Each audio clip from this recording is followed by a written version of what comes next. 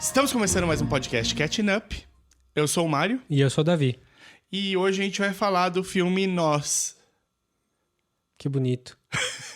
Eu fiquei esperando você me zoar por causa do nome. A gente vai falar do novo filme de Jordan Peele chamado Us, Nós. Filme de terror, sequência não, né? Mas o segundo projeto depois do Get Out, que foi um sucesso aí 2 anos atrás, que a gente até falou aqui no podcast. Foi um dos primeiros filmes independentes que a gente falou por aqui, né? A gente falava mais de série, a gente falou do Alien lá, e aí a gente pegou esse filme para falar de filmes obscuros. O Get Out não é mais obscuro, né? Não, o Get Out é o contrário, né? Explodiu. O Oscar reconheceu, né?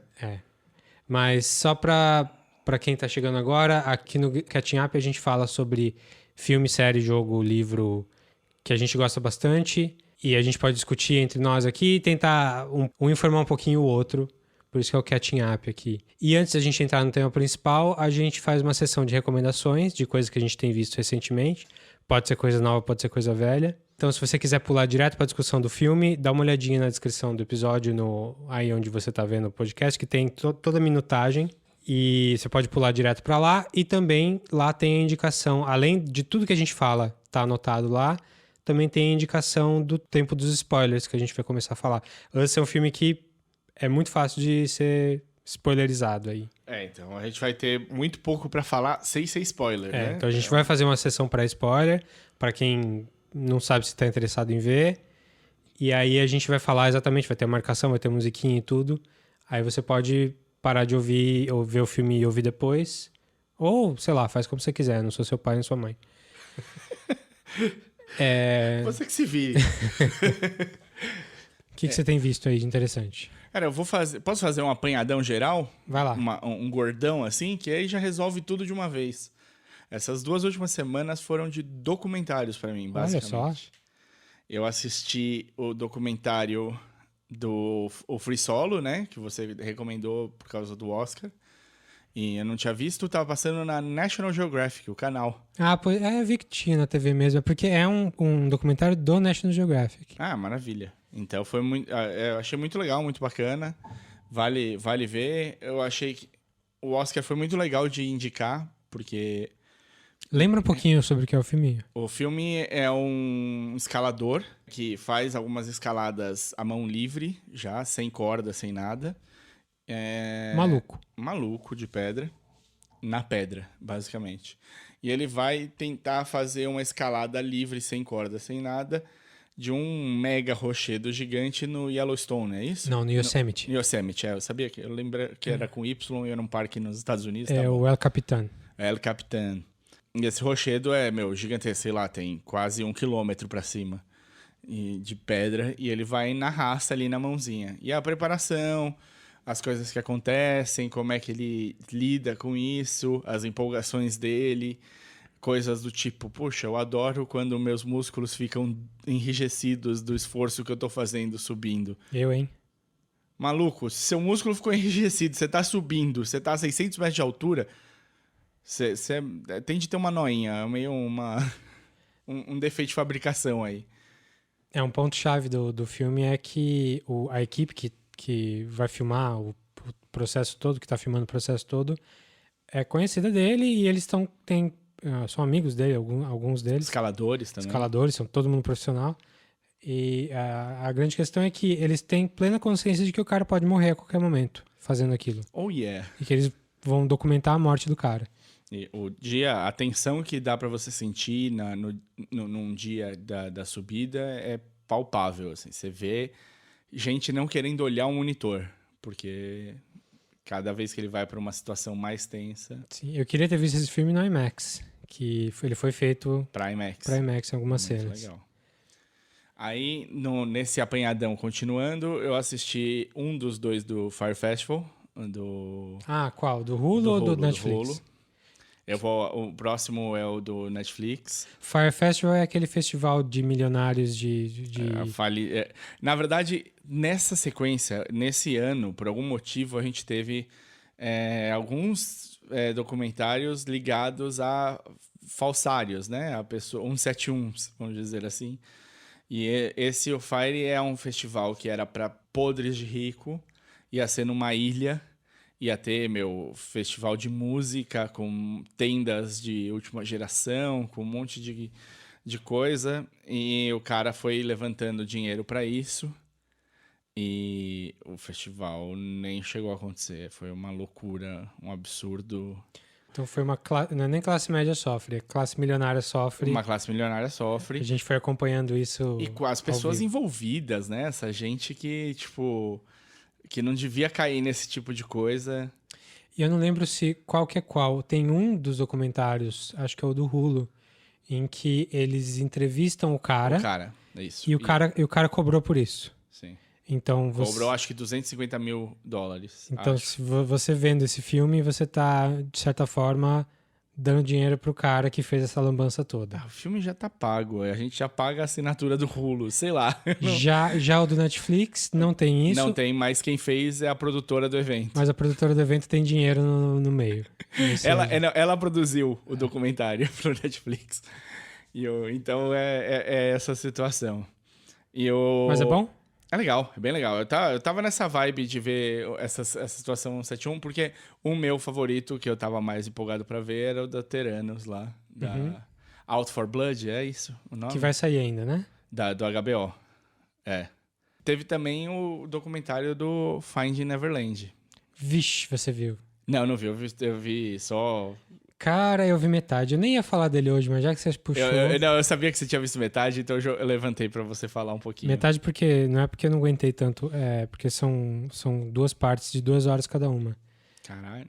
É muito pesado, cara. Muito, muito pesado. O que o pessoal tá falando que você vai ver o Michael Jackson de outra forma é verdade. É bem tenso, porque é muito difícil duvidar daquilo tudo ali. Tem muita documentação e é umas coisas muito grotescas. Não sei se é o ponto de parar de ouvir o cara, porque o cara é musicalmente falando, ele é inigualável, né? Mas foi muito difícil. É muito difícil de ver, cara. Que ele era doente, a gente já sabia, né? A gente suspeitava. Não, ele nunca. Assim, eu acho que enquanto ele crescia, talvez no Jackson's 5, a gente não tinha nenhuma noção. Não. Quando ele começou a carreira no Who's Bad e tal. O Who's Bad é no auge já. Foi no Off the Wall que ainda tava meio normalzinho. Aí ele começou com as cirurgias plásticas, aí a pele foi clareando. Mas aí essa história das crianças é muito tensa. Tipo, o mais difícil, cara, é que a linha do documentário são 2 que eram garotos na época, tem a nossa idade hoje, 30 e tantos, um pouco mais talvez. A experiência deles com o Michael Jackson em momentos próximos ali, no fim dos 80, começo dos 90. Já é o Black or White. Isso, exatamente, é bem nessa fase. Se você lembra, tipo, eu lembro, quando eu era moleque, eu lembro de ouvir dessa história, de estavam acusando de pedofilia e tal. Opa, sim. E o que a gente pensava, assim, não todo mundo, mas dava pra pensar é que, é gente querendo se aproveitar e tal. Mas é gente muito próxima dele. E, assim, esses 2 caras estão ali em momentos diferentes do filme, descrevendo em detalhes as coisas que aconteceram. E enquanto eles falam, a câmera tá na cara deles ou tá em imagem de arquivo e fotos deles da época, criancinha. Eles aparecem próximos do Michael. Não, o tempo todo. Isso é indiscutível. Ela é tipo um entourage do Michael. Eles dançavam junto, eles eram levados junto na tour. Que bizarro. E a família ia junto e tal, ninguém suspeitava. Mas é muito pesado, cara. Você vendo aquela foto do cara criancinha e o cara falando as coisas que estavam acontecendo, é de quebrar, assim, a cabeça. E como é que eles lidam com isso hoje em dia? Tá todo mundo destruído, né? Mas assim, né? O pessoal é funcional e reconhece isso, é terapia pra vida inteira. Uma das primeiras frases do documentário, é o cara falando, o Michael Jackson mudou minha vida, me ensinou tudo que eu sei na parte artística, não sei o quê. Eu devo minha profissão, devo um monte de coisa a ele. Foi uma das pessoas mais generosas, não sei o quê. E ele abusou sexualmente de mim por 7 anos. Toma, né? Nossa, é muito pesado, cara. É de desgraçar a cabeça. Assim, eu tô tomando coragem pra ver a segunda parte ainda. Então a sensação é que esse talvez seja o documentário que vai colocar a gente na dúvida de se é possível separar o artista da obra, né? Então.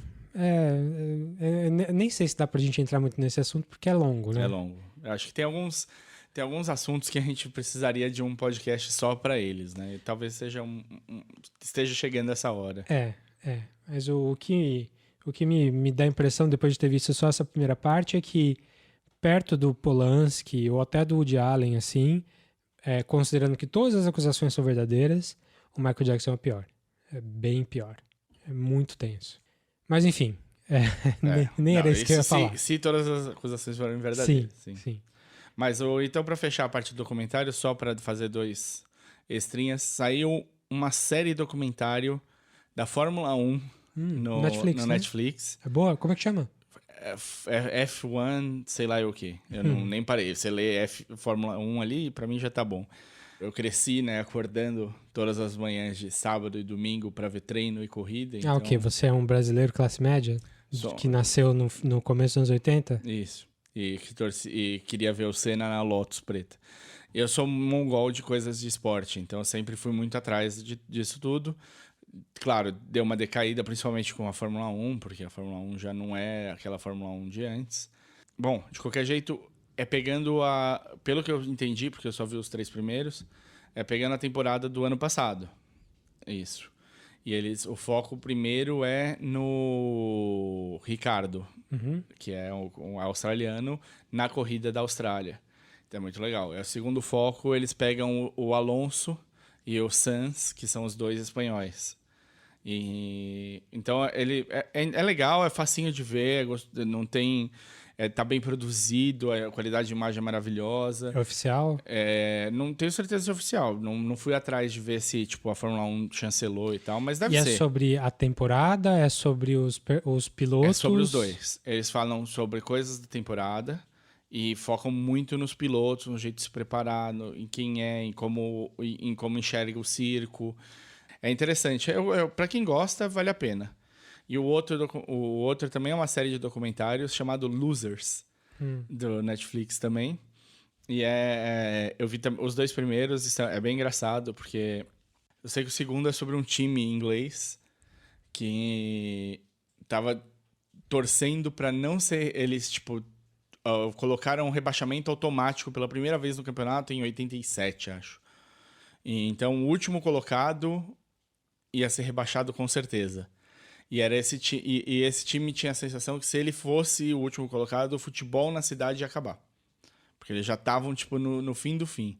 E aí é como eles, passam uma temporada perdendo e sofrendo e tudo mais, e tentam e vão se salvar do não rebaixamento. Do rebaixamento. No rebaixamento, com uma história incrível, bizarra, impressionante, que envolve um cachorro. Então, cada episódio é centrado numa pessoa, num time. Então a série tá indo bem. Tá indo bem. É uma coisa assim, vê um episódio, porque ele vai ter sempre uma coisa diferente no meio da história. São histórias inesperadas, assim, que dão certo de alguma maneira. Beleza. Tem coisas novíssimas saindo aí. Primeiro, American Gods, você chegou a ver? Vi os 2 primeiros. Também vi os 2 primeiros. Tá ruim? Eu tô gostando, esse é o pior. A gente veio preparado pra... Eu entrei esperando cagadas. Eu acho que, assim... O estilo... Eles tentaram manter. Tem alguma coisa que foi over aqui e ali. Que eu acho que talvez não fosse com os showrunners anteriores. Eu achei que faltou arte. Faltou... Achei que tá muito exposição. Precisamos contar essa parte do plot... E eu achei que faltou um cara talentoso ali pra escrever. Por enquanto, né? 2 episódios só. Mas eu tô ouvindo que a temporada inteira é fraca, né? Que talvez, como ele foi renovado pra terceira, talvez a terceira melhore. O que eu entendi, na verdade, era assim, o que a crítica recebeu foram os 3 primeiros episódios pra analisar, pra falar pra revistas e afins. E o pessoal falou que dava sono. Tava muito parado, que é expositivo, né? Não chegou a me dar sono, não, mas eu achei expositivo. Eu achei algumas coisas, tipo o carrossel, achei mais ou menos. Cena pós-carrossel? O carrossel em si. A cena pós-carrossel também. E aí tem uma diferença do livro, que eu não sei se eles vão correr atrás ainda ou não. Não vou falar o que é, porque é um plot point pesado no livro. Mas uma coisa que acontece no livro não aconteceu ainda. Sim. Que teoricamente já teria para ter acontecido. Sua memória tá melhor porque você releu o livro. Eu reli ano passado, ano retrasado, quando a gente falou da série. Mas de qualquer maneira, eu tô achando que tá faltando muita coisa. Que a série, na primeira temporada, foi muito bem. As aberturas eram todas super interessantes, mostravam um deus diferente todo dia. Dessa vez não tem nada disso, é só plot. E como tem gente que saiu da série, eles estão tendo que se desdobrar para explicar por que a pessoa saiu. Estão rebolando. E aí tem ali, tipo, 2 cenas enormes com cada uma das pessoas que saiu, sem cada uma das pessoas que saiu. A Easter e a mídia, né? Que eles ficam tentando justificar a saída deles por meio do plot e não dá. Tá, a única não, eu tenho 2 recomendaçõezinhas aqui, mas uma que eu quero muito falar é um filme sueco chamado Border. Filme do ano passado, 2018, que é um dos filmes mais diferentões, esquisitos. Não em termos de narrativa, mas ele é um filme muito estranho. Ele é um filme sobre uma... É um filme sueco. É um filme sueco. É do mesmo autor, descobri depois. O autor dessa história, que era um conto, eu acho, é o mesmo autor do Let the Right One In, da menininha vampira. Sim, sim. Que depois foi refeito com a Chloe Moritz. Isso. Mas não é o mesmo diretor aqui. É um diretor novo. E a história tem um pouco a ver, assim, tem algumas semelhanças. A história de uma funcionária de alfândega de uma cidadezinha na Suécia que faz fronteira marítima com, sei lá, eu acho com a Finlândia, acho que nem fala direito. E que ela... É Finlândia ou Dinamarca, né? Porque Noruega... Marítima teria que ser, né? O Noruega é terrestre. Mas, enfim, ela trabalha na alfândega e ela vai vendo as pessoas que vão chegando dos navios e ela tem, tipo, um sexto sentido para saber quem fez alguma coisa errada, quem tá carregando um contrabando. Ela vai... Pra Papers, Please, ela ia ser ótima. E ela tem uma cara meio estranha, assim. Uma pessoa, parece que ela tem alguma síndrome esquisita. E é um filme super... Começa meio low profile, assim. Mas ele vira ele vira uma coisa muito diferente do que você espera. Da onde vem esse sentido? Eles abrem ou não? Não tem nada a ver. Abrem e isso faz parte da história toda. Mas é muito esquisito, assim. Tem umas cenas que você vai falar o quê? Mas o que eu faço... Esse filme é uma mistura do Let the Right One In, um pouco, com o As Boas Maneiras, aquele filme brasileiro que eu já falei aqui. Que também é um filme super estranho, que no meio muda bastante. Enfim, mas é um filme que eu recomendo muito ir atrás. Acabei baixando, porque não achei em nenhum outro lugar. Chama Border.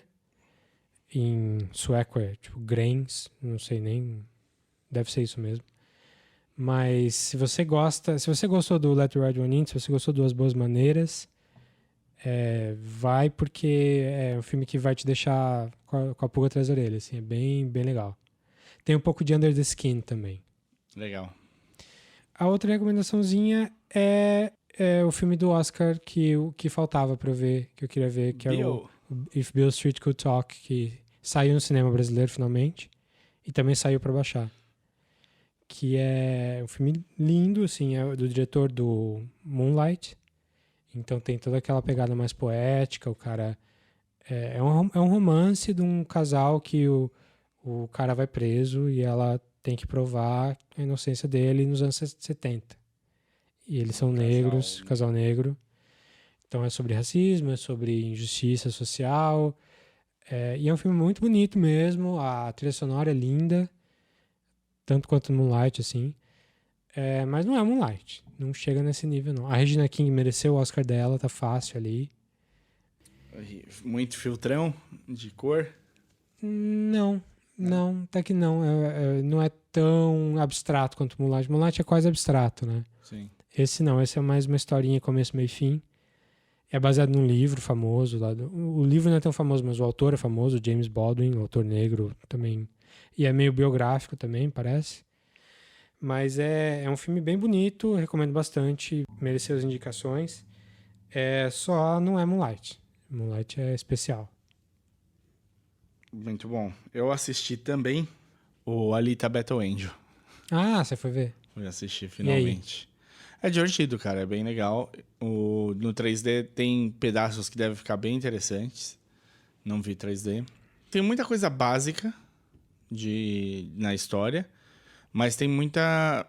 É muito bem desenvolvido. Porque o mais complicado é quando você tem um world building que é complexo, porque tem muita coisa diferente do que a gente está acostumado, você não pode correr, né, muito com a história no começo.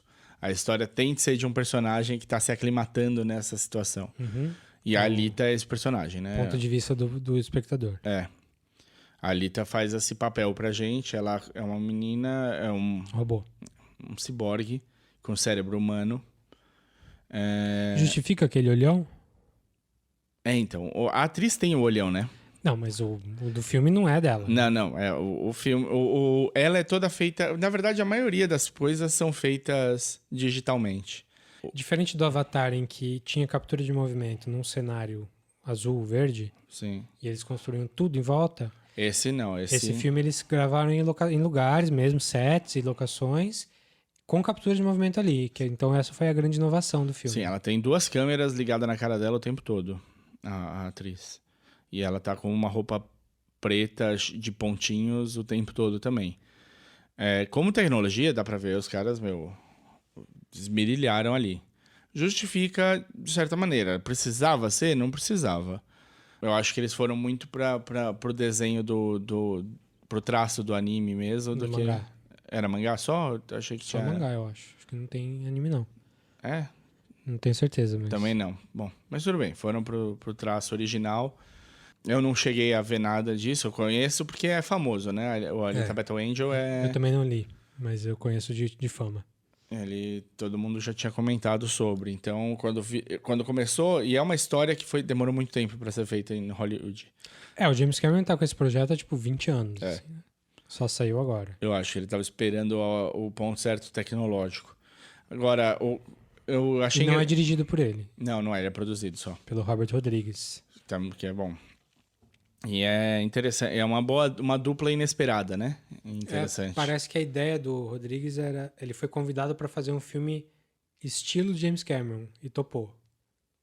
E ele é um cara que começou fazendo filme famoso, né? Que o El Mariachi custou $5.000 para fazer. Sim, ele tinha... Mas essa história do Rodrigues é uma boa para contar sempre. Porque ele falou que ele decidiu fazer cinema. E aí alguém falou... Ele estava conversando com alguém sobre como era fazer. Ele falou, escreva a história com o que você tem. E ele basicamente tinha um violão, uma tartaruga... E o Antônio Bandeiras. E licença para filmar na cidade. Era isso que ele tinha. E ele escreveu com isso. Bom, mas é legal o desenvolvimento. O cenário é muito interessante. O cenário daria para fazer outras histórias dentro dele. A personagem é muito fácil de você gostar. A Alita é muito carismática. Ela é muito fofinha quando precisa ser fofinha. Ela é muito badass quando ela precisa ser badass. Não é muito explorativo? Não. Não. Né? Porque, na verdade, é difícil até ser explorativo porque o corpo dela é inteiro mecânico. Ela parece... Ela não tem pele. Mas não é muito... Não é fanservice, mas é... Não é muito, tipo, feito pro nerdão? Feito por nerdão, é uma boa pergunta. Eu acho que, de certa maneira, tem um pouco disso. Tem um pouco de feito pro nerdão, porque o fanservice que você quer dizer é, tipo, as cenas que todo mundo queria ver estão lá. A coisa Não, bom, eu não vi, né? Tô falando só pela reação que eu tenho visto, mas tenho visto gente falando que é um pouco de objetificação, mas um pouco de... É uma história que só podia ter sido... só podia ter sido escrita por um homem... Não, dá pra entender. Eu consigo entender o que estão falando, porque ela é uma personagem, nesse sentido de ser muito fácil de ser gostada e tal, ela é, tipo, a visão masculina do que seria essa máquina de combate, sendo uma pessoa, ao mesmo tempo, fofa e legal. Não, dá super pra ver, dá super pra entender. Ela tá saindo, você tem de saber, tem de pensar que isso tá saindo de uma comunidade que é já complicada nisso daí, tanto como o país, né? O país todo o Japão tem sérios problemas quanto a isso, né? Você tem hoje em dia o país que menos tem nascimentos, acho, ou menos tem casamentos, porque as mulheres preferem se elas casam, elas não têm chance de serem promovidas, diminui a chance de ser promovida, porque ou as empresas tratam como agora vai engravidar, o próximo passo é engravidar, então elas nem casam. Então você tem uma população solitária, gigantesca e tudo mais. Aí, se você for encarar o Battle Angel desse jeito, você vai. É possível ver. Um outro lado que me passaram, numa comparação com o Capitão Marvel, é que com o Capitão Marvel, na parte de ação, a Alita se sai melhor. É provável, né? Até pelos autores, né? Sim. James Cameron por trás. E o Rodrigues... O cara fez 2 dos melhores filmes de ação de todos os tempos. Aí, com T2 e o Aliens 2? Isso. Aliens. Sim.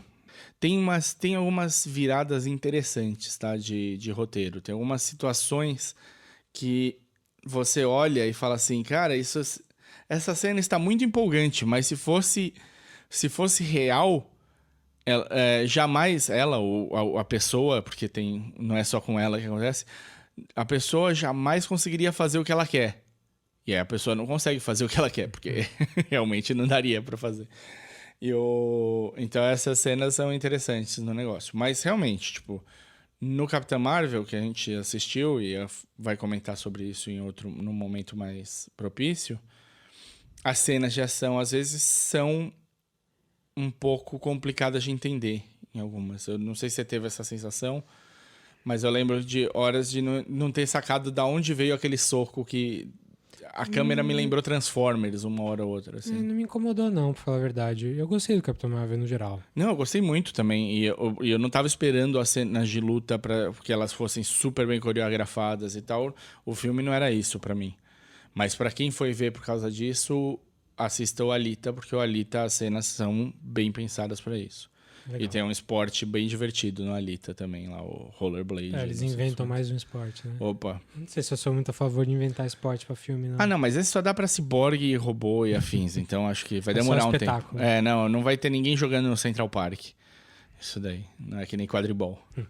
Tem só mais uma coisinha que eu queria falar, que é a série que voltou, a série do IFC, chamada Documentary Now, que é a série produzida pelo Bill Hader e pelo Fred Armisen e pelo Seth Meyers. São todos do SNL, lá do Saturday Night Live. E eles estão na 3ª temporada. E é uma série que é um milagre. Assim, é uma série que é uma paródia de documentários famosos da história. E ela deu certo? Ela dá certo no nicho, assim. Ela é muito bem falada entre os críticos e todo mundo que conhece um pouquinho mais de documentário. Mas eu acho que mais ninguém assiste. Até porque lá no canal IFC... É o canal que chama Portlandia, mas... Sim. Eles não têm mais nada, praticamente. Assim, tem umas comédias, uns stand-ups, mas eles não são muito grandes. Não são Comedy Central da vida. É um que eu passo quase direto quando eu viajo. E tô fazendo shuffle lá, passando de um canal pro outro. Se tem a UFC, eu relego. Não... É bem bom, é bem bom. Eles têm uma rede de cinema... Uma rede não, eles têm uns cinemas em Nova York bem famosos por ser bem independentes.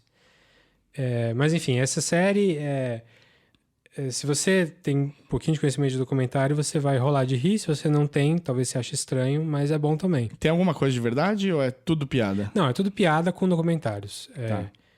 Essa 3ª temporada começou agora. Se você viu o documentário da Netflix do ano passado, que fez um pouquinho de sucesso, chama Wild Wild Country, sobre aquele grupo de fanáticos dos começo dos anos 80, que abriu uma comunidade meio hippie com um guru.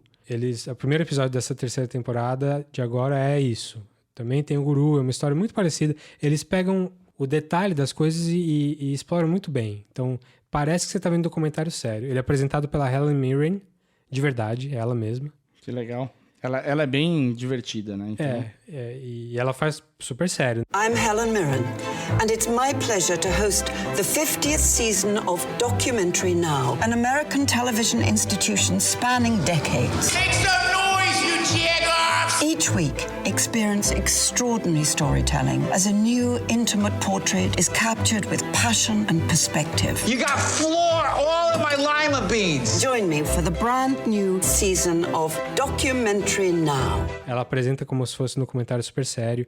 Aí você começa a ver e você vê que parece super sério, mas aí você vai vendo as paródias no meio, as bobagens. Então, na primeira temporada, eles fizeram com Grey Gardens, que é um documentário de duas mulheres meio loucas que moram numa mansão.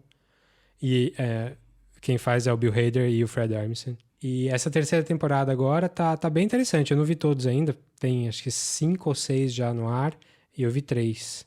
Mas tá sendo super interessante. Se você gosta de cinema, estudar cinema e gosta de documentário, você vai adorar. Quem vê a série e gosta, geralmente fala, nossa, essa série foi feita pra mim e só pra mim. Tipo, como se só você pegasse aquela piada. Essa sensação que dá assistindo. E é feita por caras super, super bons. O último que eu assisti é com o John Mulaney, que a gente já falou aqui algumas vezes. E é um musical. Que legal. Parodiando uma coisa... O Mulaney apresentou recentemente Saturday Night Live de novo, não foi? Sim, ele foi host faz 2 semanas e foi excelente. Sim. Foi o melhor da temporada de longe. Bem legal. Mas Documentary Now não tem como assistir no Brasil legalmente. Nos Estados Unidos tem no Netflix, sai direto. Mas baixem aí, vale muito a pena. É engraçado pra caramba se você gosta um pouquinho de documentário. Queria que eles conhecessem o Coutinho pra fazer alguma coisa deles. Assim, Que legal. Ia ser legal um edifício master deles. É mais documentário americano, isso é verdade. Ainda assim é bem bom. Que legal. Então vamos falar de Us? Vamos falar de Nós. No filme novo do Jordan Peele, filme de terror, tá estourando nas bilheterias aí. Mais ou menos a maior bilheteria de filme não continuação desde o Avatar. Que loucura. E você falou que é maior do... Eu só tinha ouvido falar que era a maior bilheteria de um filme de terror que não fosse continuação ou remake. Era isso que eu tinha ouvido falar para primeiro fim de semana. Maior abertura de um filme de terror então, que não continuação. De respeito aí para um segundo filme de um cara, né? Quem que é o Jordan Peele na noite? O Jordan Peele é um comediante que fez carreira aí com a dupla, sendo a outra metade da dupla com o... Keegan Michael Key? Keegan-Michael Key. Keegan-Michael Key. Eles faziam o programinha de sketch comedy do Comedy Central chamado Key and Peele, que vira e mexe viralizava um outro quadro no YouTube. É excelente, assim, tem 5 temporadas. Você com certeza teve acesso a um meme do Key Obama Peele. cumprimentando. O Obama sai cumprimentando as pessoas depois que ele fez o discurso. E aí os negros ele cumprimenta ele diferente. Ele dá abraço e tal, não sei o que lá. E os brancos ele estica a mão e faz um meio cordial. E aí usaram isso pra fazer brincadeira com todas as coisas. Então, tipo, os filmes da Marvel, e aí ele cumprimentando. Então, os filmes bons da Marvel ele abraça, não sei o que lá. E os filmes ruins ele só estica a mão e cumprimenta e tal. E fizeram isso com praticamente tudo que você já pode ter imaginado aí. Então, virou um meme recorrente. E não só esse, né? Tem dos nomes dos jogadores de futebol americano, que são os nomes esdrúxulos. Tem um meme que eles são 2 porteiros que ficam muito empolgados com o tema. Que eles vão falar, ai, cara, vai sair o novo Batman e não sei o quê. E eles empolgam e no final acontece uma coisa surreal. Eles são excelentes, assim. Se você se interessa um pouquinho por eles, o canal do YouTube deles tem muita coisa. E dá pra procurar a série mesmo, Key and Peele. Mas peraí. Ele é comediante, então ele tá fazendo o quê no filme de terror? Ele é comediante e quando eles acabaram o Key and Peele, a série... O Keegan-Michael Key foi fazer papéis um pouco mais dramáticos, geralmente em comédias, mas ainda assim ele tá atuando só, muito bem, só faz coisa boa praticamente. E o Jordan Peele foi fazer o filme dele que ele demorou para escrever e tal, achava que não ia dar muito certo, que foi o Get Out, de 2 anos atrás, que foi um sucesso também ao ponto de que ganhou o Oscar de roteiro, é isso, né? Foi um sucesso também virou meme. Virou e... Filmão, a gente falou dele aqui. Falou, filmão. Ficou Corra, em português. Fez um sucesso razoável aqui também, passou no cinema aqui. Mas foi um pouco menor, né? Do que esse sucesso estardalhaço aí que tá fazendo o Us. O Us tá batendo bem aí. No meio disso daí, ele tá metido ele teve metido em mais 2 projetos interessantes. Ele tá fazendo o que vai sair agora, o remake do Twilight Zone, o reboot, né, do Twilight Zone. Quando você fala vai sair agora, quando? Vai sair agora em abril, 1º de abril. O 1º de abril, a gente tá gravando no dia 30. Quando você estiver ouvindo isso, já vai ter saído. Tô bem animado aí também, porque até pelo Us dá pra ver que o cara entende qual é que é o do Twilight Zone. E eu vou falar diferente. Eu vou falar, não é um remake do Twilight Zone, é uma continuação. O Twilight Zone é que nem, pra mim, é que nem o Doctor Who. É uma nova interação que tá rolando ali, é um regenerate da série. Ele não tá pegando os episódios clássicos e refilmando, ele tá fazendo novos episódios. É a 4ª interação Isso. 4ª interação sem contar o filme. Isso. Que teve uma nos anos 80, teve uma nos anos 2000, que ninguém viu. Foi bem pouco mesmo. E agora, de novo, assim, pode ser ruim, mas também pode ser excelente. Assim, se for pegar o Us como parâmetro, pelo menos pra mim, as expectativas estão altas aí. E ele foi produtor do filme ganhador do Oscar deste ano, Black Klansman. Ganhou Oscar de roteiro também. Foi produtor do Black Klansman com o Spike Lee. Então o cara tudo que ele faz, ele tá acertando. Assim, pelo menos em termos de sucesso, tá indo super bem. Eu considero as coisas que ele faz muito boas sempre. É um cara muito talentoso. E é um cara que saiu da frente das câmeras, foi pra trás, sem perder nada. Aí ele resolveu fazer conseguiu fazer o segundo filme dele, Us, que é um filme um pouco mais ambicioso. Ele tem um orçamento maior do que o Corra. Sim.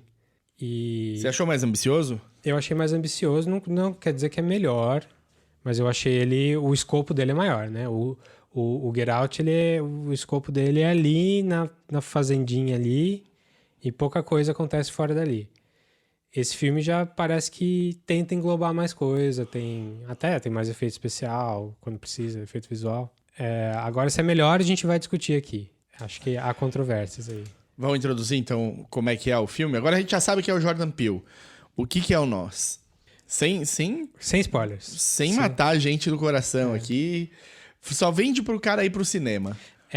Aí que tá. Eu fugi de tudo que eu podia de trailer. Eu passava o trailer no cinema, eu ia pro celular, botava um fone de ouvido, porque eu realmente não queria saber nada. Quando saiu o pôster, que deve ser a imagem da capa do podcast aí, que é a Lupita Nyong'o tirando uma máscara dela mesma e chorando atrás. Acho que é um dos posters mais legais dos últimos anos, assim, muito, muito efetivo. Eu só vi aquilo e não precisava ver mais nada. Assim. Já estava vendido. Estava vendido. Estava vendido antes até, mas com isso cimentou. Mas a Lupita Nyong'o faz uma mãe de família, quer dizer, ela faz parte de uma família onde ela é a mãe, e o Winston Duke, que você deve lembrar do Black Panther, que ele é o cara que roubou a cena. O gorila. O chefe da tribo dos gorilas da montanha lá, que faz umas piadas fora de hora. Mbaku. O cara é bom, o cara vai longe ainda. Não, tá surfando. Nesse filme eu acho que ele faz uma versão mais bonita do Jordan Peele. Cara, pode ser. Ele tem uma cara meio parecida e ele faz umas piadas do estilo do Jordan Peele mesmo. Só que ele é bombadinho, assim, ele é mais grande. Atlético. O rapaz é grande. Então ele é o pai, ela é a mãe e tem 2 crianças. Uma menina de 13, 14. Se tanto. E um menino de uns 10. Isso. 9. E eles são relativamente bem-sucedidos e vão passar uma férias de verão. Férias de verão na cidade de Natal, da cidade onde ela cresceu. E aí, eles têm uma invasão da casa dela. Eles têm uma invasão de criminosos que não são comuns. Especiais. E o porquê eles são diferentes, porquê eles são especiais é a tônica do filme. E tá ligado ao passado dela, de alguma maneira. O plot do filme mínimo é esse, assim, sem estragar nada. Mas o que é legal dele é como ele é feito. Ele lembra muito... O pessoal compara ele bastante com o Spielberg, o Jordan Peele. E eu acho que tem bastante a ver, nesse filme principalmente. Primeiro que ele referencia muita coisa do Spielberg. Tem Jaws, tem o tubarão no filme inteiro. Assim, na parte da praia, na camiseta que o menino criança, usa. Ele não, tem algumas referências que ele soca o seu nariz com ela, né? Mas não só isso, não só nas referências, mas no estilo mesmo, de demorar bastante para criar uma tensão, para contar uma história. Você fica um tempão com a família antes das coisas começarem a acontecer. Eu acho que as coisas só começam a acontecer em 40 minutos de filme. O que isso te faz se apegar à família muito mais. E aí qualquer coisa que acontece com elas, que acontece com a família, é muito mais importante. E além de fazer você se apegar, ele faz um building de tensão muito bom. Sim. Esses 40 minutos pesam na tensão. E você conhece a personagem da Lupita Nyong'o novinha e atual durante esses 40 minutos. O novinho é interessante porque eles trabalham muito os anos 80 ali. Sim. Então você tem bastante referência a coisas dos anos 80 por causa dessa ligação. Então é legal. É bem estruturado esse começo. Esses primeiros 40 minutos são super bem estruturados e te mantém no edge of your seat, ali na pontinha da cadeira, tentando... Porque você fica antevendo que vai dar merda. Vai dar merda. O filme te dá a sensação de que vai dar merda. E você fica... Você não sabe como vai ser a merda. Eu, pessoalmente, adorei as ideias todas que ele colocou ali. Acho que nos spoilers a gente pode discutir os pontos melhores e piores aí. Sem dúvida, vai ter uma discussão. Eu acho que, na verdade, esse episódio é muito mais pra parte de spoilers do que... Então, assim, nesse momento a gente tá tentando falar pra você assim... levanta, olha qual a sessão mais próxima de você num cinema bom e vai assistir. Sim. É um filme que merece vender os lugares. Ele foi super bem feito, ele tem um motivo pra estar ali. Agora, o quanto a gente gostou dos motivos e tudo mais, e onde tem carne pra gente meter os dentes ali, a gente fala... na parte de spoilers. Isso aí. Bom, no geral, eu gostei bastante e recomendo bastante. Tem que ver. É um dos filmes que eu mais estava esperando esse ano e valeu. Entregou pra você? Entregou. Então, recomendo sim, vá ver. Você um pouco menos, é isso? Menos, um pouquinho menos. Eu acho, vá ver. É um filme muito, muito bom. Tenho certeza... Olha, a gente tá em março. Essas coisas não costumam acontecer. Ele vai chegar com algumas indicações pro Oscar. Eu imagino já a Lupita Nyong'o entrando forte para melhor atriz. Eu não sei, porque ano passado falava a mesma coisa da Toni Collette no Hereditary, né? Do Hereditário lá. Sim. Que eu acho que até merecia mais do que a Lupita nesse caso aqui. Eu não duvido. Mas ninguém nem lembrou. Como o filme sai no começo do ano, as pessoas esquecem. Corra chegou para pelo menos Oscar e ele foi lançado em fevereiro. Sim, Agora, tomara que eu esteja errado. Eu imagino assim, e aí, se você fez uma comparação aí, compara o Jordan Peele com o Spielberg, de certa maneira, se tem um cara que entende de campanha pra filme no Oscar, é o Spielberg. Então, se o Jordan Peele pegou qualquer coisinha aí, qualquer raspinha disso daí, esse filme chega com algumas indicações. Eu imagino umas 3 ou 4 indicações ele chega aí pra... Talvez, fotografia não sei, mas... música eu acho que valeria, porque a trilha sonora toda é super tensa. Eu tô com ela grudada na cabeça faz uma semana. Sim. Agora, nesse minuto, eu tô com ela na cabeça. Que é remix de hip hop com clássico de terror, com cordas. Ah, não. A música original... É o que você ouviu no começo do episódio. Essa música é atormentadora. Essa daí é... Essa marca. Tem essa e tem uma outra... que eu gostei bastante também, que tem quase o caráter do Akira, assim, que tem umas vozinhas, uns negócios. Sim, tem um coral, né, de crianças.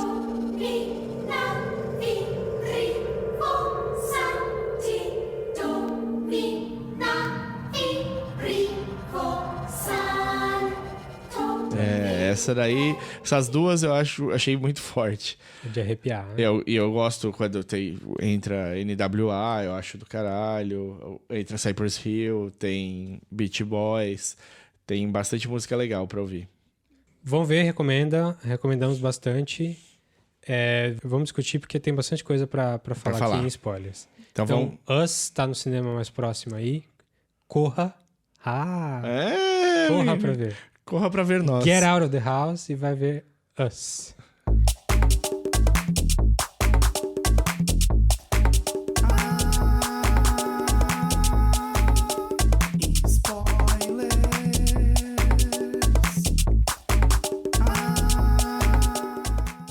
Enquanto assistia, quando acabou o filme, primeiro, o twist eu achei um pouco previsível. Um pouco previsível. Até porque os flashbacks nunca passavam do ponto em que a menina tinha parado de falar. Não, era sempre até o ponto certo, aí você sabia... Você pensa um pouquinho, você tem alguma coisa estranha ali. Quem já viu o filme o suficiente, você já tá acostumado com narrativa, com o que o cara tá querendo te dar, e até onde ele tá te dando, e por que ele tá te dando só até ali. Então todo mundo sabia, enquanto assistia, que alguma coisa tinha. a história, o desenvolvimento da história passava por resolver aquela cena no passado. Sim. E aí, uma das últimas coisas que acontecem é que mostra um flashback de que, na verdade, a menina, a Adelaide, né? Adelaide não era a Adelaide. Ela, na verdade, foi trocada pela Red, pela Shadow dela, lá no espelho, na casa de espelhos. Sim. O que eu pensei na hora, assim que eu saí do filme, é que, ok, é um twist, é Twilight Zone desse tipo, mas não muda... Shyamalan, talvez? Shyamalan, mas não muda nada da história, que o Shyamalan muda. Sim. Esse sentido muda. Na minha cabeça, assistindo ali no momento... No seu sentido, eu acho que ele é legal, né? No IMDb você tem... Ele passou 10 filmes. 10 filmes. Para as pessoas assistirem. Pra equipe, né? Pros atores assistirem, pra entrar no clima do que ele queria passar. Os filmes são Dead Again, de 91, do Kenneth Branagh, com o Robin Williams. The Shining, o Babadook. It Follows, que é da mesma leva do Babadook.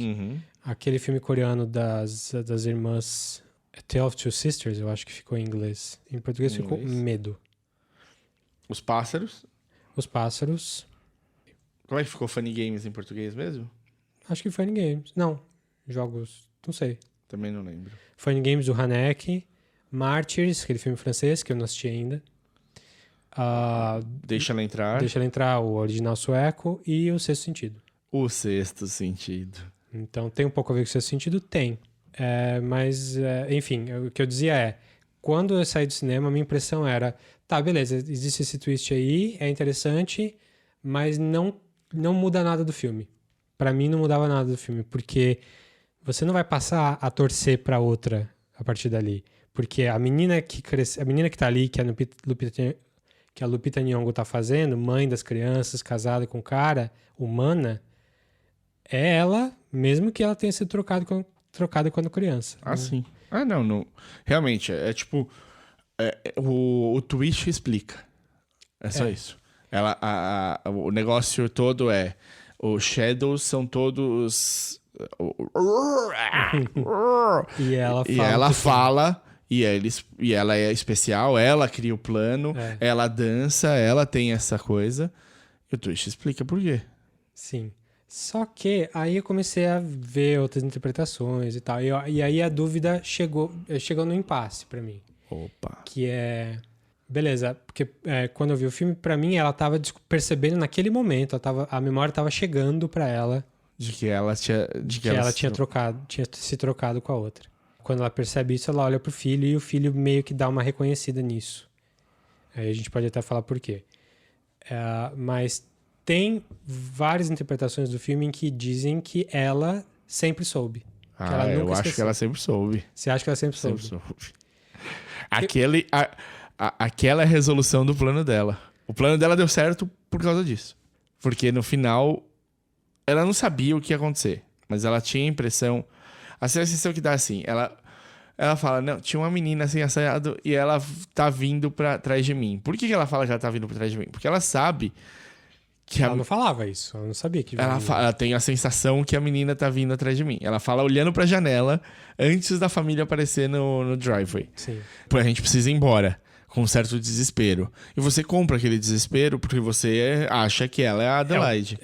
E você vê que é o trauma que ela tinha quando ela viu a menina, o espelho se mexer e tal. Essa cena é muito boa, né? Quando ela dá de costas na menina, na House of Mirrors ali, e aí ela vira e a menina não vira, né? Sim. É muito bom. É o tipo a menina extremamente... já tava de costas, ela chega e ela mesma tá de costas. Sim, sim. Só que aí depois no final do flashback você vê a menina avançando nela. Sim. No pescoço dela. No pescoço dela. Na verdade, assim, esse pedaço dela avançando no pescoço não é o tempo todo, né? O primeiro flashback você não chega Justamente. Você não chega nela avançando no pescoço. Aí Só no vê no segundo final. flashback, você tem avançando no pescoço. E aí no terceiro, continua a cena levando ela lá pra baixo. E aí é o twist. Mas a sensação que eu tenho é que ela sabe assim, eu sei o que eu fiz. Eu sei onde eu coloquei a pessoa. Ela vai tentar sair. E se ela tentar sair, ela vai vir atrás de mim. Não tenho como me salvar. Mas disso. você acha que ela queria a rebelião? A Adelaide que a gente conhece no filme inteiro? Não, acho que ela não imagina que vai ter uma rebelião. Acho que não. Eu acho que ela sabe. Ela imagina que a Red vai vir atrás porque é o que ela faria se ela estivesse na posição inversa. Tanto que ela fez, né? De certa maneira. Mas ao mesmo tempo, eu acho que a cena que entrega um pouco o quanto que ela já sabe, não que ela tá lembrando, mas que ela sabe o que tá acontecendo, é a cena que ela vai ver a filha dela a Shadow na árvore. Quando a filha dela no carro atropela a menina, né, joga a menina longe do vidro do carro, todo mundo fala, vamos embora. E ela desce. Você acha que ali ela tava sabendo o que tava acontecendo? Ali ela já sabia o que tava acontecendo. Ali eu acho que ela chegou assim, beleza, a situação é essa, tá tudo cagado. Pra mim foi uma atitude super estranha. Fala, não, parece que você quer morrer, você é idiota, não faça isso. Tipo, mas pra mim não era que ela sabia, era só que ela tinha alguma ligação, alguma curiosidade. Não, na hora que eu vi o filme, tipo, que passou essa cena, pra mim ela desceu, eu assisti com mais pessoas, assisti com a minha namorada e mais um casal de amigos, e eles tiveram a sensação de que cagada, não desce, pelo amor de Deus. Sim. E eu falei, não, ela tem de garantir que a mina morreu. Ela tem de garantir que a mina morreu, senão essa mina vai vir atrás de novo. Aliás, eu achei ela mais creepy de todas. Ela é ótima. A menina. Ela é ótima. O moleque é legal, a menina mas é diabólica. a menina é diabólica. Não, a menina é a pior. Sempre... a pior dos quatro é a menina de longe. Tá assim. sempre sorrindo. Sim. A Red, ela ganha porque ela fala e a Lupita... Engraçado, eu li que tinha uma associação de pessoas com deficiência que tava entrando contra a Lupita, porque estão dizendo ela que Ela falou que comparou o padrão de fala com uma doença que existe. Spasmodic dysphonia. Disfonia espásmica. Certo. Que a gente nunca ouviu falar, mas aparentemente... É um tipo de deficiência, de paralisia cerebral, talvez, uma coisa assim, que tem inclusive o filho do Robert Kennedy, que é o irmão do John Kennedy. Tem. Seu sobrinho do Robert Kennedy tinha. E que ela meio que usou isso pra construir o personagem dela, que era uma pessoa que tinha parado de falar aos 9 anos, 8 anos. E num mundo em que ninguém fala. Eu achei super justo. Mas eu entendo quem vai achar isso ofensivo. Você achou... Tem um pessoal que se sentiu ofendido e não se sentiu representado, pelo contrário. Acho que não era o caso de representar, porque ela não estava representando a doença. Não, eu acho que o que deu, na verdade, é que, tipo, criou-se se eu for pensar racionalmente, é que pode criar uma associação com terror, né? O jeito que as pessoas acabam... Sim, E então, em vez de virar uma expressão da pessoa com dificuldade e que consegue ainda assim se expressar, vira ligado ao terror, a uma coisa que vai causar espanto, medo e tal. Mas causa, né? Causa, super. Rapaz, é uma cena desconfortável. A hora que ela começa a falar, você fala, o quê? E eu jurava que o filme inteiro ia ser ali, naquela sala, com eles presos, e eles vão ter que escapar de alguma maneira, e alguém vai morrer, e o final vai ser eles escapando, ou alguns deles escapando, e acabou o filme. E isso, pra mim, era o auge da tensão, assim, tava mesmo. quando eles começaram a escapar um pouco mais cedo, quando o menino começou a brincar com fogo com a sombra dele lá, de certa forma me deu um alívio. Virou um filme um pouco mais suportável. Super suportável. Eu tive esse problema. Essa cena, pra mim, a construção é boa. É muito boa. A hora que, tipo, o cara é um bananão, o Gabe. Tipo, a hora que ele precisa agir... É que é engraçado, eu chamo ele de bananão, mas eu vou... Ele é bananão no filme. Na vida real, ele é super real. Porque se você já participou de uma situação de violência, você quer evitar o máximo, né?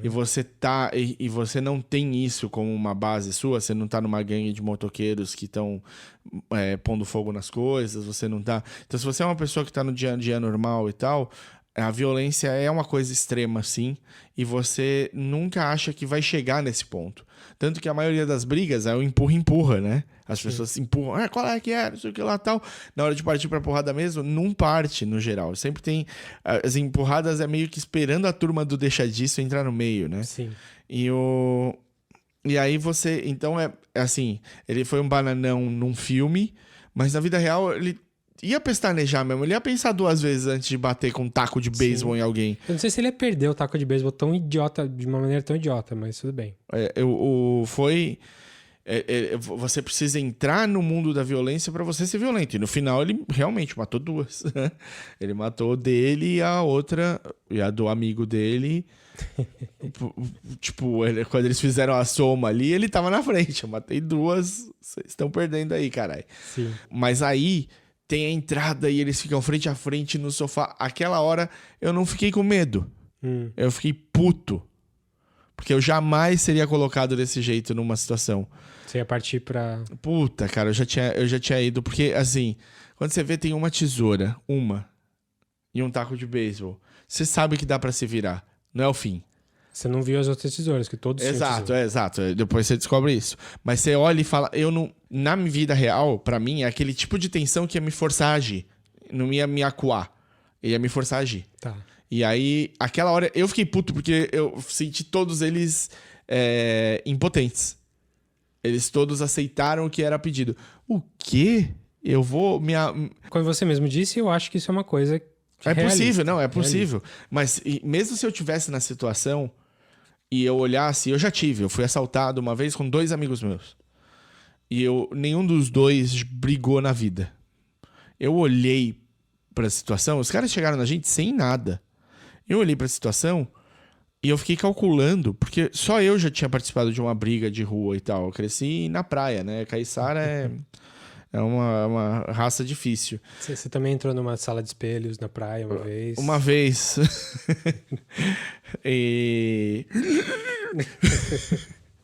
Mas Então, assim, eu olhei pra situação e eu fiquei com essa sensação de impotência, porque qualquer atitude que eu tomasse ia fazer meus amigos, invariavelmente, tomar um soco, pelo menos. No mínimo. E aí eu acabei não tomando nenhuma e eu me senti impotente, mas fiquei puto com a situação. Quando passou e tal, acabaram não levando nada de mim, levaram dos 2 e tal. Mas quando passou, eu não tava, tipo, aliviado ou nada. Eu tava puto porque não deu pra fazer nada. Então eu já passei por situações em que eu me senti exatamente desse jeito, assim. E provavelmente, tendo 2 filhos pequenos... É outra coisa. A sensação que eu ia ter era exatamente isso. Tipo... Ai, e não posso fazer, entendeu? Tipo, eu ia me comer de... Tá colocando eles sob um risco que você não tem como calcular. Exato, eu ia me comer de raiva, de putice, mas não ia poder agir no final. Mas a cena me deixou puto. E aí ali acabou o terror pra mim. Acabou o terror, acabou o suspense, acabou. Aí, a partir dali... A partir do momento que eles escapam ou... Não, sentado. A Lupita ainda fala... Antes dela falar. Quando ela fala, eu achei... tétrico, fiquei super tipo, caralho, velho, que ideia boa, que jeito legal de posicionar. Ainda não sabia se os outros não falavam, né? Esse era o negócio, porque, tipo... Uma fala, todos falam. Exato. E aí, tipo... e aí você fala, talvez ele não fale, né? Mas os outros falam. E aí depois você começa a entender o jeito que ela comunica, né? Usando a mão e os cliques da língua e tal com eles e tal. Aí você fala, ok, ela fala. O resto não, beleza. Mas foi ali que o filme me perdeu um pouco. Eu, tipo, era muita tensão pra não ter uma entrega. E aí, tipo, desmoronou a tensão pra mim, assim. Então, aí a partir dali, assim, eu falei, é possível que um deles morra, ou 2 deles morram. Sobe só ela, andando pro pôr do sol, sorrindo. Sei lá, é possível. A partir dali, eu parei de perder importância, isso, pra mim. E no final, assim, aí já dando uma acelerada, porque a gente vai comentar, tem muita coisa pra comentar. Tem muito tema bom no filme. Sim, mas no final ele é uma história de um projeto do governo americano para tentar controlar as pessoas, que não deu certo, e eles não sabiam o que fazer com o que eles tinham criado. Largaram lá. E a criatura se virou contra o criador. Tem uma questão sobrenatural, uma questão metafísica. Sim, a alma que é dividida por eles. Tem, mas aí quando tipo, eu olhei o escopo da história, eu falei, tá, é uma historinha, é legal. Eu tento ver o filme não como com essa visão holística, assim, é uma historinha que acontece tal coisa, tal coisa, tal coisa. Porque se você parar pra pensar em qualquer um dos elementos... Não, eu comecei a fazer isso com outros filmes. Pra tentar fazer... Pra ver se eu tava sendo injusto com o Us. Porque eu falei, porra, quais filmes não é uma historinha, se eu for olhar, tipo, de fora? Um alienígena cai na Terra e umas crianças de uma família tentam ajudar ele a voltar pro planeta dele. Tá, é menor também. Se você olhar desse jeito, o ET é uma coisa super simples, parece né? menor, né? Quando você diminui para um elevator pitch ali, onde você só, tipo, tem 5 frases, 2 frases para explicar o filme para alguém, fica tudo muito menor. Mas eu não sei, eu acho, por exemplo, o Corra muito mais complexo de explicar. O Corra tem um conceito melhor. O conceito, e é um filme que não tinha sido feito. O Corra não tinha sido feito. O Us, você vê elementos de outros filmes mais do que no... O Us é uma história que você... Ok, eu já experimentei uma história parecida. Não é essa história, sem dúvida não é essa história. Mas o Corra não. O Corra você fala... Cara, tava indo... Tem Stepford Wives aqui, tem isso aqui, mas não é. Não é a mesma coisa. Não é. Falando de raça dessa forma. Não, é um conceito diferente, assim. Bom, a gente tá viajando em vários pedaços, né? Sim. Você quer entrar agora... Vamos desconstruir um pouquinho?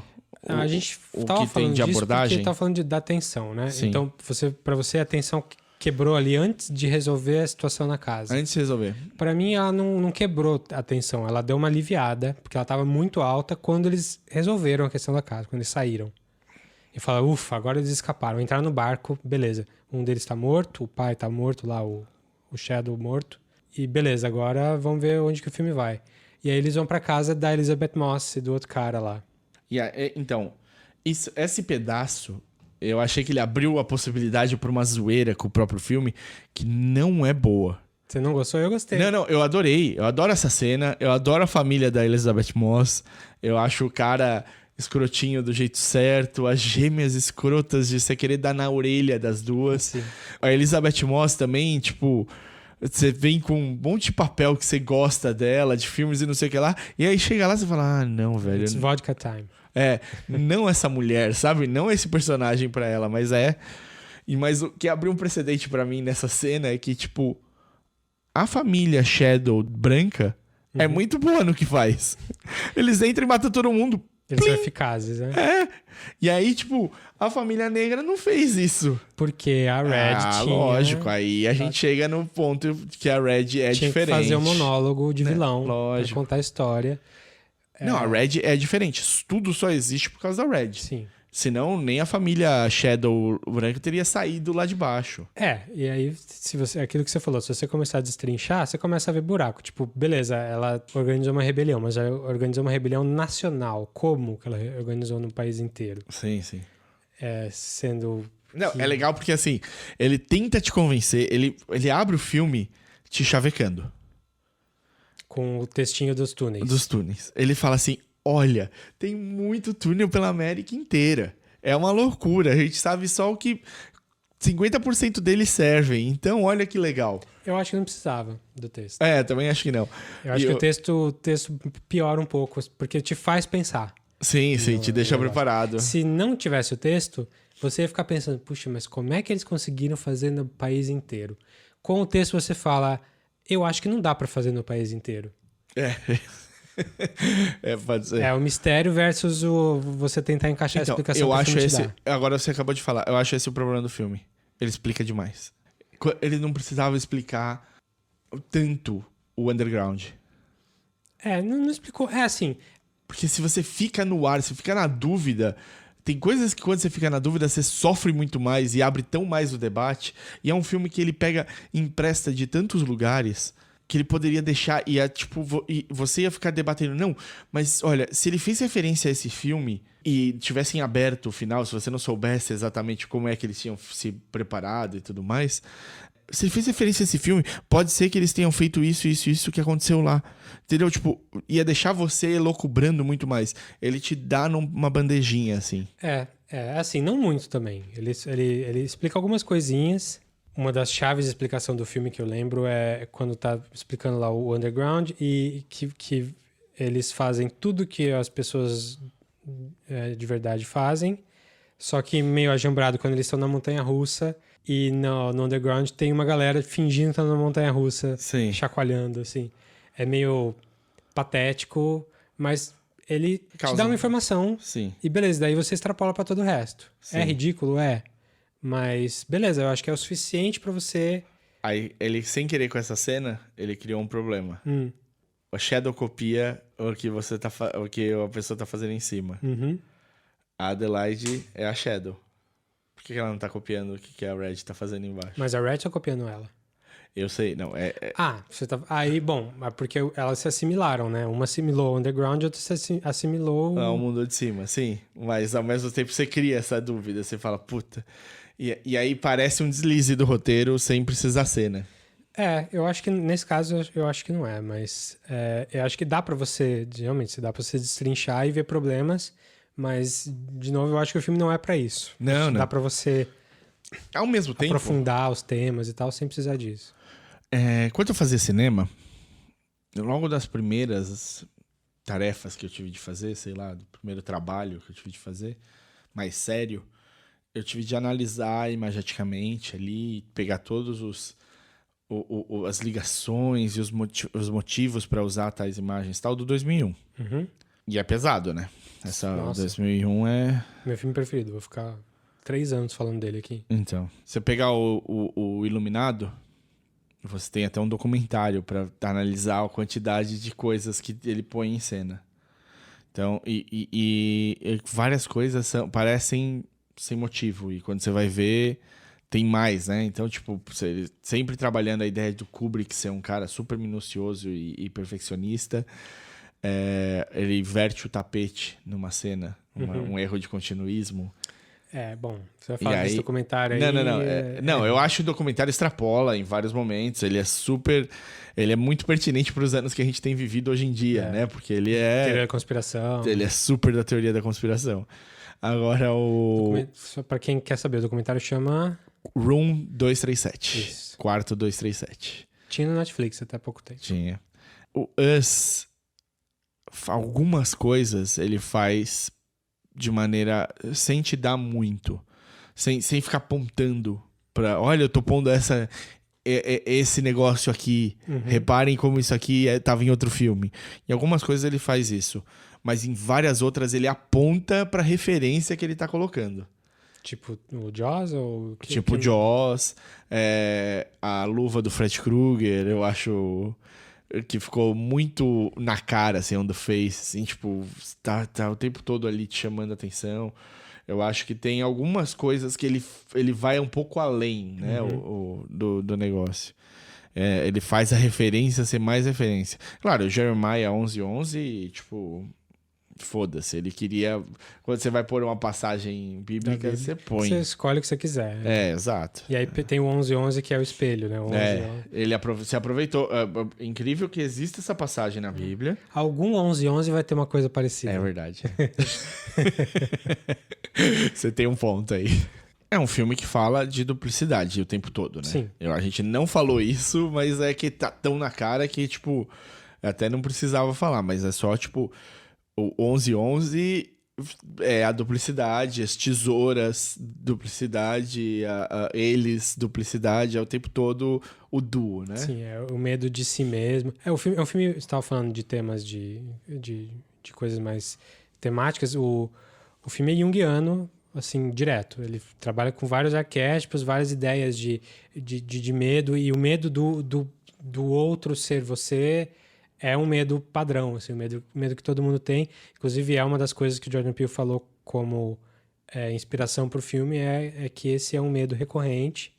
E até, falando do Twilight Zone, um dos episódios que eu mais gosto do Twilight Zone chama o Mirror Image, que é justamente sobre uma mulher que está numa estação de ônibus esperando, uma rodoviária esperando um ônibus de madrugada, e o ônibus não chega, e ela vai no banheiro e vê no espelho do...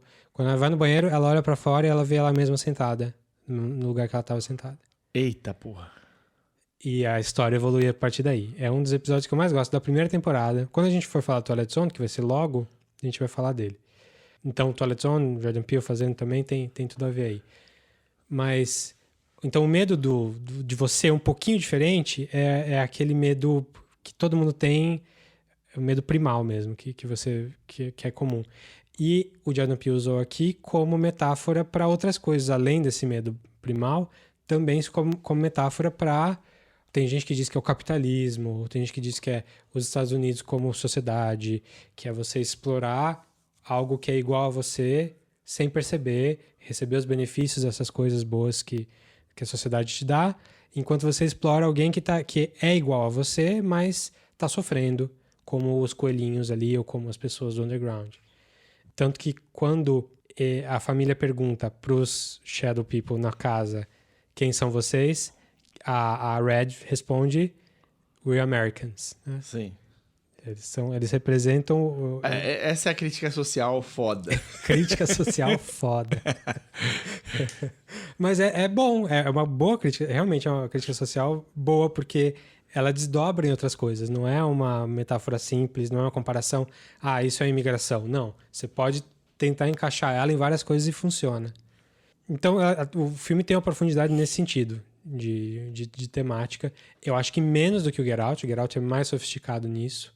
No geral, eu acho o Get Out um filme melhor, vai. Mais redondo, eu acho. Mais redondo. Mas esse filme impacta mais, eu acho. O Us é mais... Ele imageticamente é mais forte. É mais forte. O que você considerou dos coelhos? Então, pode ser um monte de coisa, né? Pode ser... Coelho é o que você usa para fazer teste de cosmético. Coelho é uma criatura que se reproduz muito rápido, muito fácil. É algo bom de se explorar como sociedade superior que a gente é. E você não pensa que os coelhos estão enjaulados ali para benefício dos humanos, e foda-se os coelhos. Sim. Eles são usados como... E aí eles são usados como... É um paralelo com os próprios Shadows. Sim. É legal que os Shadows, como a gente falou, se você usar só a parte...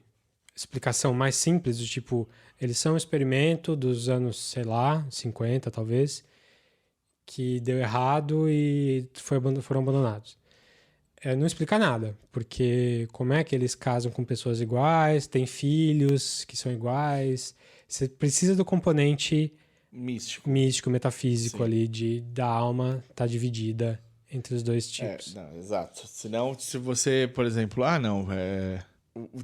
porque eu pensei, os filhos iguais, né? Como é. E aí eu falei, não, porque se você junta o mesmo homem e a mesma mulher, não vai dar o mesmo filho. Não vai. Senão você teria só clones, né? Então a ciência não explica o filme. A ciência não explica o filme, a metafísica explica. Sim. Aí o filme lança mais uma, que é o menino consegue fazer com que o Shadow dele imite ele perfeitamente. Sim. Tanto que é o jeito que ele usa pra matar o Shadow. De uma maneira super legal. Sim. Mas isso não aparece no resto do filme. Parecia um clipe do ICP. Do quê? Do ICP. International Clown Posse? Não, Insane Clown Posse. Insane. A ceninha dele entrando no fogo, eu falei, eu acho que já vi isso em algum lugar. Não, é super... É bem legal como imagem, é bem... E aí, nessa hora, a Adelaide, que a gente conhece ali, dá uma sofrida, porque tá vendo o outro menino morrer, né? Uhum. Mas eu acho que ela não devia. Mesmo sabendo. Porque mesmo sabendo que ela é uma Shadow também, Sim. aquela criança não é filho dela. O filho dela tá... O filho dela tá ali do lado dela. Sim. Então, a aliança dela tem que ser com os humanos, não com os Shadows. Talvez, aí é uma sensação que eu criei agora, neste momento. Estou tirando da bunda. A ligação, na verdade, não seja ela com o filho, seja ela com ser controlada. Pode ser também. Ela tenha sentido, tipo, caralho, ele tá fazendo o que era feito comigo. Pode ser também. Não sei se isso é um problema pra ela depois de 30 anos fora. Sim, Mas pode ressoar. pode estar ligado ao trauma ali. Mas eu tinha pensado que essa ideia fosse aparecer mais pra frente no filme. Sim, de novo, né? Que fosse a resolução da dança lá.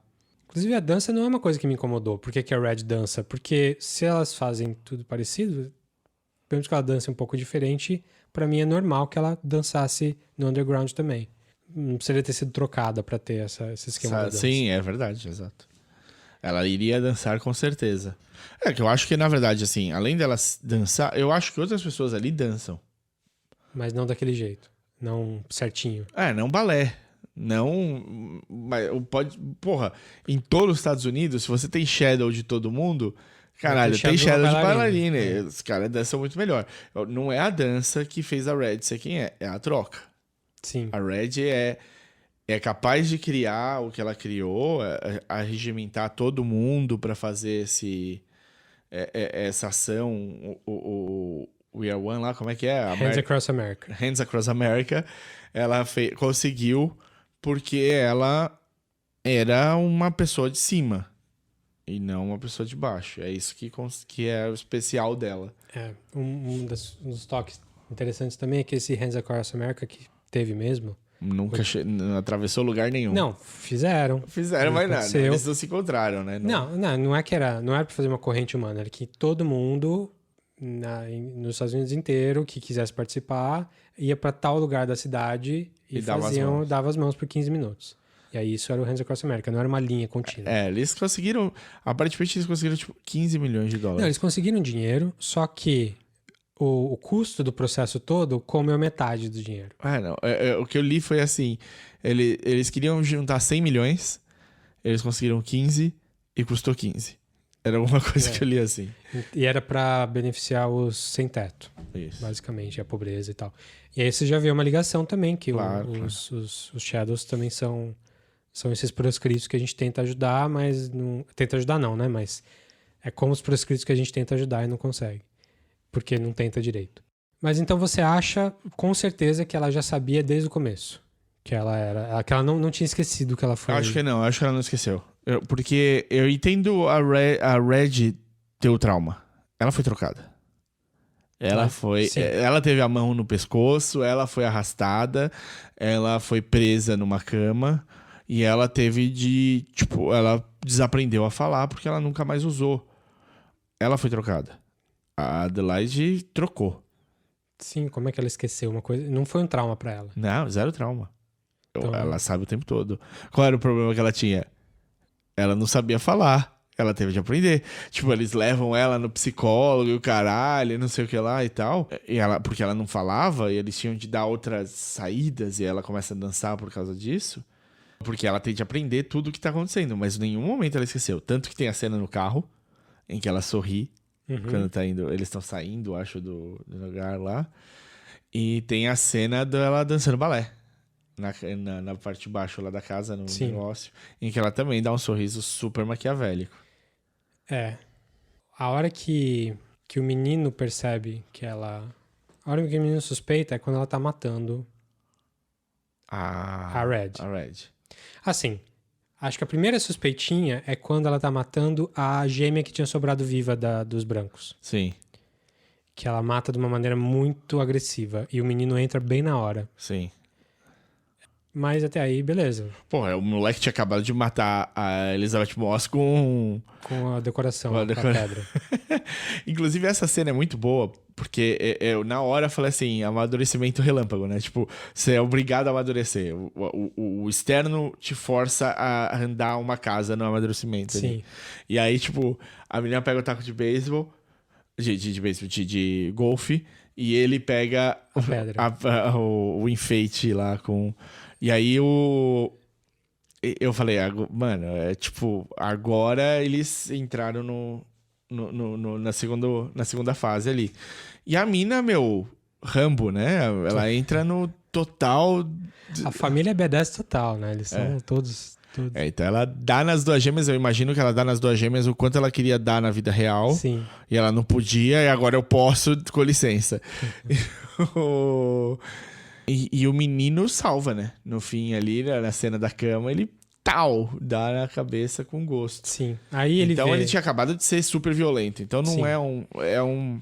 mas dá a impressão que ele tem uma suspeita estranha aí. Sim, sim. Aí depois, quando ela tá matando a doppelganger dela, mesmo a Red, lá no final, ela solta um grunhido. Sim. Igual ao dos Shadows. Sim. E aí eu acho que o menino... Aí ele se ligou. Ele se ligou. Assim, não é que a gente não possa soltar um grunhido daquele, né? Na hora não me ocorreu. Sim. Na hora não me ocorreu tanto. No máximo era uma coisa do tipo...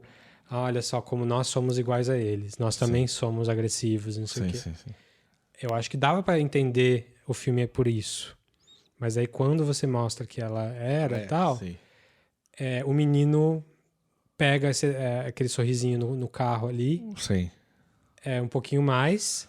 Mas também eu acho que dá pra entender o filme como se ela tivesse descoberto naquele momento.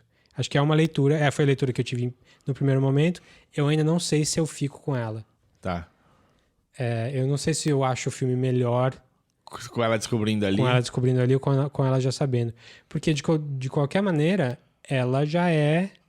Ela é de cima. Ela é de cima. Ela é de cima e a outra é de baixo. Acabou. E o pessoal de baixo é inimigo dela pra sempre. Sim. Por mais que ela saiba que... ela não é quando eles se revoltam, ela põe o macacão e fala, agora é nós, chegou a nossa vez. Sim. Não. Para a família ali também não muda nada. Até porque, tipo, tanto a Red não se encaixa perfeitamente no pessoal de baixo... Quanto a Adelaide não se encaixa. Em cima, e se elas inverterem, elas vão continuar não se encaixando. Elas não são de mundo nenhum mais. Sim. Elas não são nem de cima nem de baixo. Como exemplo disso, é quando ela tá na praia, lá que ela tá quieta, ela só toma água, ela tá quieta, a Elizabeth Moss fala, você não... qual é que é? Qual é o seu problema? Aí ela fala, não, pra mim é difícil falar. Ela fala, né? Mas é que essa cena, no fundo, você não repara, né? Durante o filme, não cria uma estranheza. Porque você sabe que ela tá tensa de estar ali. Tanto que eu achei, no começo daquela cena na praia, que eles não se conheciam. Que só os maridos eram colegas. Sim. E o resto era a mulher do colega. E a gente tá... As filhas Filhas, mas aí depois você vê que eles se conhecem há muitos anos. Sim. Então fazia... Não é que a Elizabeth Moss era só insuportável. Ela era insuportável, mas também era amiga dela. Sim. Aquela amiga insuportável. É. Mas não, e ela passa batido durante o filme porque você sabe que ela tá tensa. Ela não quer estar na praia. Você sabe que a praia vai ser um ponto de virada.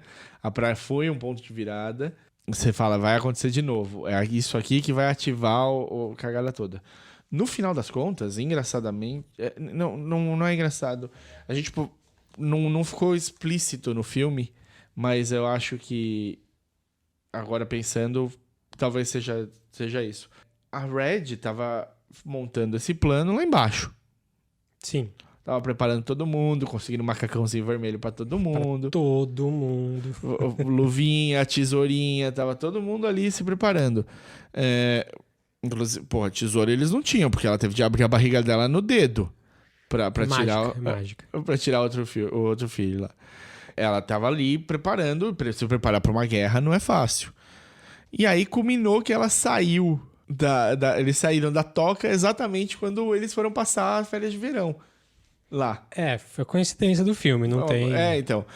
Claro, aí eu pensei agora. Não, claro, pode ser pela proximidade, né? Bem ou mal, eles continuam sendo espelhos. E quando eles se aproximam muito é que a coisa anda. Sim. A proximidade cria a possibilidade. E talvez eles estivessem esperando pra agir esse momento em que tudo tivesse posicionado no lugar certo. Não tem uma explicação do porquê da data. Não tem, mas pode ter sido só um acaso. Estamos aqui na praia. Porque a sensação que dá é, eles irem à praia ativa a chave da família sair de... Não sei se é isso mesmo, mas pode ser. Então. A sensação que me deu vem do filme. Tipo, a praia parecia muito ponto-chave, tanto que ela não queria ir. Sim. Então era como se Eu fosse... já tinha ido antes, por que não aconteceu antes? Então. Mas no final ele é um filme cheio de referências, né? Ele cada vez que você olha, tem uma coisa nova de um outro lugar, assim. Ele é um filme cheio de referências, mas ele consegue fazer as referências virarem dele. Tem um tweetzinho que eu vi que era tipo... O Jordan Peele não é o novo Spielberg nem o novo Shyamalan. Ele é o novo Jordan Peele. Sim, sim. Ele é um cara que pega referências dos outros, como, sei lá, o Tarantino pega referências dos outros e transforma uma coisa dele. Sim. Eu acho que o Us tá nesse nível, assim.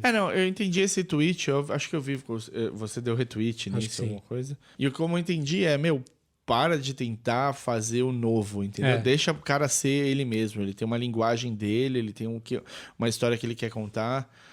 Que nem, sei lá, transformaram em notícia o fato dele falar que ele provavelmente nunca vai usar um protagonista branco. Pois era um comentáriozinho que faz todo sentido pro tipo de coisa que ele faz, e aí a manchete é: brancos percam as desesperanças, meio brincandinho, assim.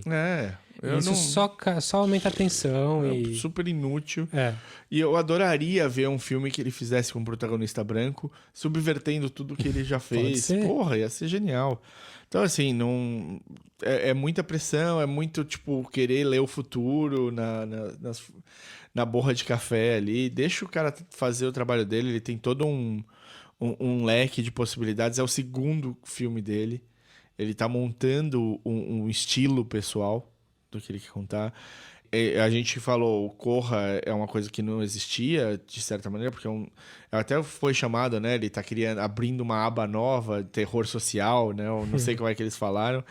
E a gente, nesse filme, sem querer, a gente esbarrou ali. Tem um quê de social também, e o terror é óbvio. De repente ele tá criando um leque, um campo em que só ele vai jogar a bola, acabou. Beleza.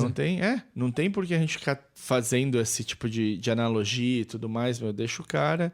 Por exemplo, eu acharia muito mais um paralelo interessante se você falasse do Tarantino com ele. No sentido de que são dois caras que estão explorando gêneros que não estavam no hype na época, não eram o que estava mais acontecendo, e estão criando uma linguagem própria dentro desses estilos e que vai ficar super marcado. Tarantino, você vê um filme do Tarantino, você sabe que é um Tarantino. Sim. Vou fazer aqui um paralelo com futebol, super ruim, tá? Pra vocês não Pareceu um moleque jogando bola no meio campo de São Paulo, chamado Igor Gomes. E a galera começou a falar que ele era o novo Kaká. E aí você põe uma pressão no moleque, porque, tipo, ele pode não chegar no nível do Kaká e ele pode seguir para um outro estilo completamente diferente de jogar futebol do Kaká. E você não dá a opção do cara chegar lá, porque começa a ter a comparação o tempo todo. Sim. E aí, se você está comparando o Jordan Peele com o Spielberg, você vai achar que... Porque o que o Spielberg fez é que ele começou a criar uma linha para ele tocar e, de repente, ele tem uma estampa já que meio que te prepara para o filme do Spielberg. Você já entra esperando um tipo de coisa do filme do Spielberg.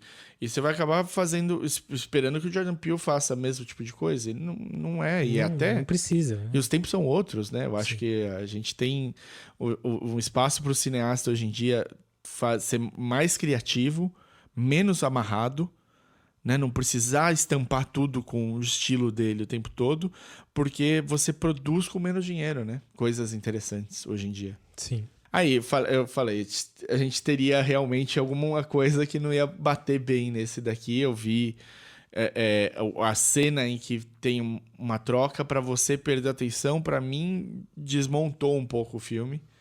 Não foi, para mim não foi uma cena ruim. Não é ruim. Foi só uma mudança do filme. É engraçado porque a cena não é ruim. Ela só realmente... E eu sou um cara assim, eu sofro por antecipação, super. Então, filme de terror comigo funciona super bem, assim. Se eu tô... Eu mais novo, Se eu tinha uma cena que era muito suspense, muito, eu fechava o olho e o ouvido.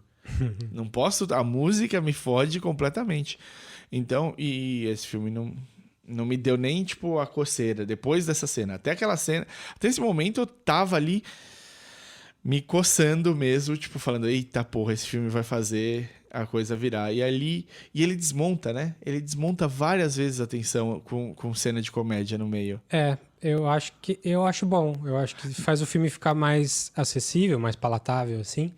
Mas é até uma diferença do filme. Sim, é um filme, ele não é um filme de comédia, mas ele tem elementos de O comédia. sinalizador que eles comentam lá atrás, ele pega, ele... Agora eu vou resolver. Vai ser... E a piadinha do deixa que eu toco sozinho Nossa, do Shadow do lá. Shadow branco lá, do marido da Elizabeth Sim, Moss. sim.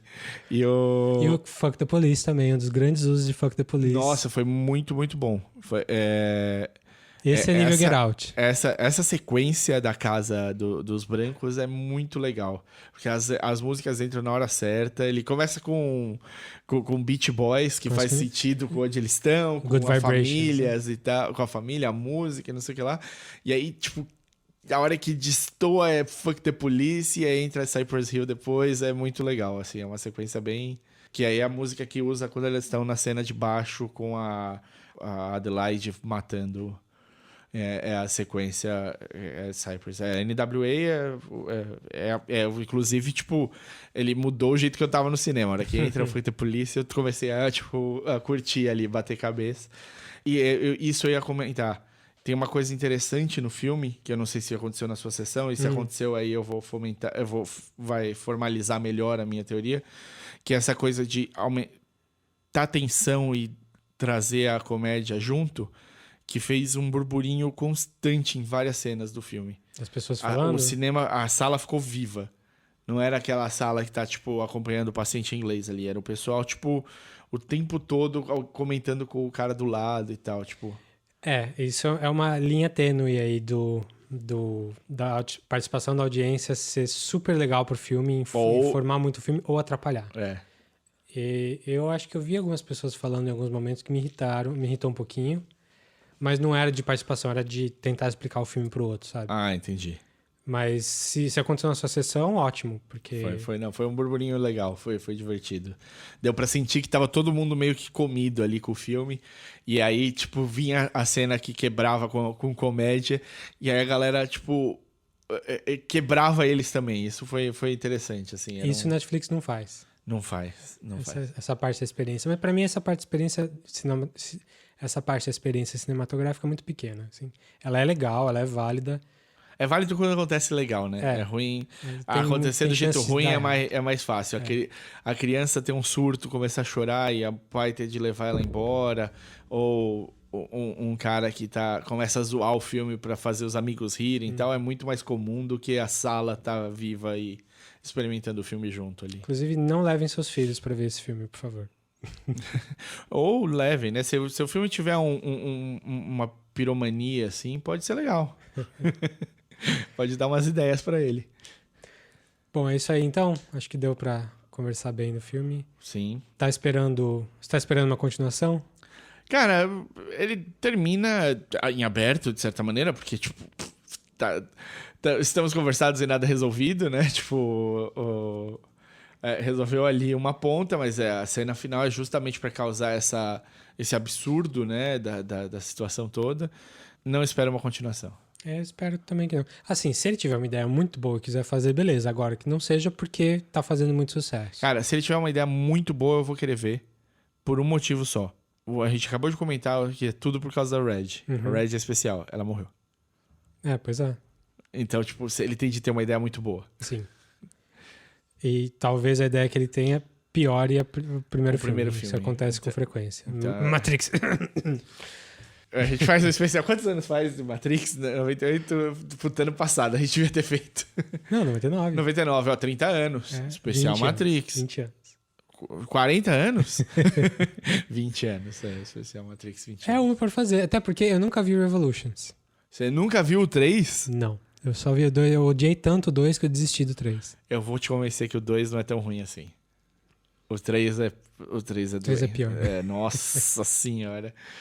Mas o Quem sabe esse ano sai um especial Matrix da gente aí, até pra eu catch up no terceiro. Exato. Se você gosta de Dragon Ball Z, o 3 é muito louco. Meu eu adolescente, meu Shadow adolescente gostava. Que bom. Mas o 2 eu acho que tem coisa... É que assim, muda tanto e tem tanta... Bom, eu não vou falar. Dane-se, quem sabe. Quem sabe. Muito bem. Então, ficamos por aqui. Diz aí o que vocês acharam do Us. Se vocês estão esperando uma continuação. Eu estou esperando pelo menos mais alguns filmes.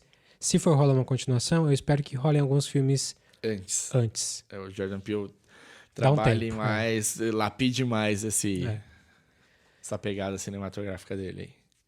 Então falem com a gente no podcastcatchingup@gmail.com ou no facebook.com/podcastcatchingup ou acha a gente lá no Twitter, onde eu sou @dedonato e eu sou @odesinformante.